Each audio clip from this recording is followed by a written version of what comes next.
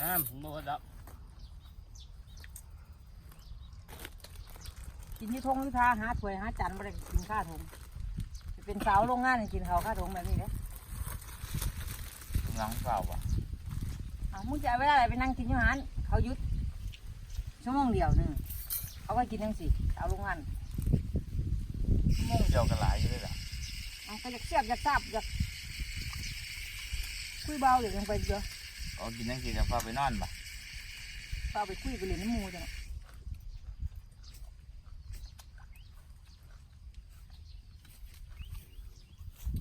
จะได้อิ่มกันครับ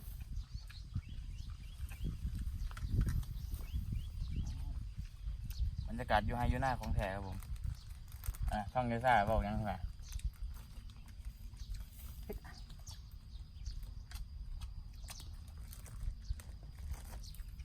จะบ่ทุกหน่อยเสียบบ่เสียบเดี๋ยวมันลอยเมื่อหรอเมื่อยร้อยเมื่อจังไหนมันคือการเนี่ยคือกวนนี่ข้างหลังครับตรงนั้นอันนี้แกงยังเนี่ยแกงส้มเราไปหาเพื่อเดือดดีกว่าแกงส้ม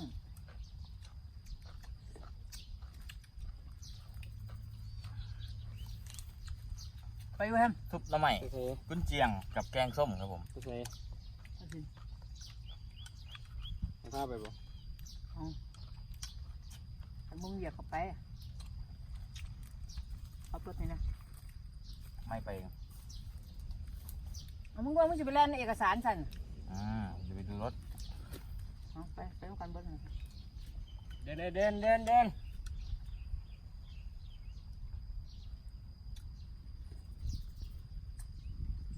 อยากกินปนด้วยนะนี่ซุปทำไมอยากกินปนปลาซุปเป็นยังพูดอีกมั้ยวันที่ได้ไปหาหมอแล้วอาการไม่ปกติเข้านานซึบพาไปเพื่อนปะเขาบ่ได้ไปโรงพยาบาลบ้าบ่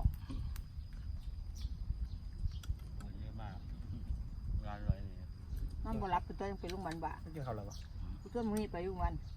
ไปบ่ไปจิตเวชมันบ่ปากเพราะว่าผู้ที่เพิ่นมานั่นเพิ่นว่าเขาเป็นคิดนะไม่ยังไปบังกล้องกูมาเฮ้นั่งหันอยากออกกล้องบอกไม่ยังเลยลงโอ้ยแล้วไปนั่งหัวเร็วไม่เป็นคิดแล้วเพิ่นมีการอธิษฐานพร้อมอย่างเพิ่นว่ามันเลยทำให้จิตใจนั่นนะเราบอกนี่บางเทื่อก็เป็นน้ำจิตแล้วจิตปกติแล้วต้องทับจิตน้ำเนื้อแล้วก็ไม่มีเนี่ยไม่อย่างวะเนี่ยดูทำไมทุกทำไมเพื่อนว่าใจเนื้อ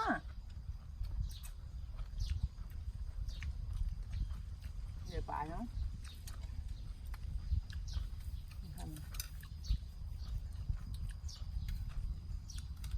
ยังบางนัดกับอันยุ่งเงินป่าเน่าข้างเราจะได้เขาไปเงินก่อนเขาจะมาไปกระจิ้นนี่จะไปโดนบ้างจะไปยังไงช่วยเปลี่ยนชื่อแล้วก็เปลี่ยนพาสปอร์ตนี่เลยท่านนี่บอกซื้อของมาซื้อของมาน้ำจังหน่อย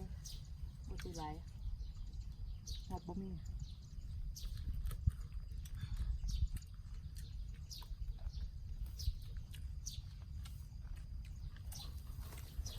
โอ้ยบอกว่าอย่ามันเผ็ดบ่สั่นมันเผ็ด